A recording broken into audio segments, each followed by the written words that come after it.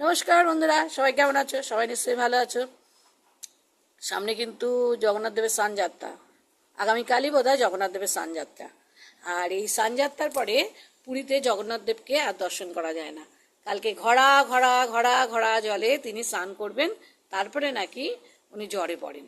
জ্বরে ওনাকে আর তখন দেখা যায় না, তখন নাকি 3 ভাই বোন মিলে এক জায়গায় জ্বরে আক্রান্ত হয়ে থাকেন। তারপরে রথের দিন ওনারা আবার বেরোন, রথে চড়ে ওনারা মাসির বাড়ি যান, মাসির বাড়ি গিয়ে 7 দিন থাকেন, থেকে সেখানে যথেষ্ট খাওয়া দাওয়া করে আবার উল্টো রথের দিন ফেরেন। তবে কি, জগন্নাথ দেবের রথ কিন্তু একদিনে যায় না মাসির বাড়ি, 2 দিন লেগে যায়। সূর্য অস্ত যাওয়ার আগে অবধি রথটা টানা হয়, সূর্য অস্ত চলে গেলেই নাকি রথটা টানা হয় না। যাই হোক, আমি এত কিছু বলছি, আমি পুরোটা জানি না, কিন্তু জগন্নাথ দেবের রথযাত্রায় আমার কোনোদিন পুরী যাওয়া হয়নি। আমি অনেকবার পুরী গেছি, কিন্তু স্নানযাত্রা দেখেছি। এমন দিন গেছে যে আমি পুরীতে নেমেছি, সেদিনই স্নানযাত্রা। আর অসাধারণ সেই স্নানযাত্রা, ঘড়া ঘড়া জল দিয়ে দেবাদিককে মানে জগন্নাথ দেবকে স্নান করানো হয়।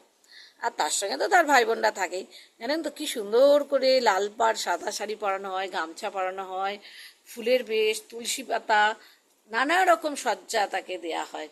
আমি ঠিক অতটা জানি না, যেটুকুনি আমি জানি সেটুকুনি বললাম। আমার থেকে আরও অনেকে আছেন যারা খুব বেশি জগন্নাথ দেব সম্পর্কে জানেন। আমি যেটুকুনি জানি সেটুকুনি বলছি। আর জগন্নাথ দেবকে আমি ভীষণ মানি এই কারণে, জগন্নাথ দেবের করুণায় আমি আমার কন্যা সন্তানকে পেয়েছি। তাই প্রত্যেক বছর আমার জগন্নাথ দেবের কাছে যেতে হয়। কিন্তু 2019-এর পর থেকে এই 25 সাল অবধি আমার জগন্নাথ দেব আমাকে টানেননি। কি অন্যায় করেছি, কি পাপ করেছি, তিনি আর আমাকে টানছেন না, তাই যাওয়াও হচ্ছে না। আসলে 19 সালে অনেক অনেক ঘটনা ঘটে গেছে, যেমন লকডাউন করোনা ছিল, তেমন আমার জীবনেও প্রচুর ঘটনা ঘটে গেছে।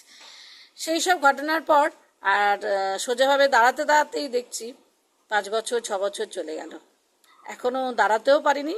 আর জগন্নাথ দেবও তার হাত আমার মাথার উপর রাখেননি, ডাকছেন না। কবে ডাকবেন তবে যাব, তবে তার সঙ্গে দেখা হবে। তবে জগন্নাথ দেব সবসময় আমার সঙ্গে আছেন, কারণ আমি জানি বাবা মা কখনো সন্তানকে অবহেলা করে না, সন্তানকে কখনো ফেলে দেন না।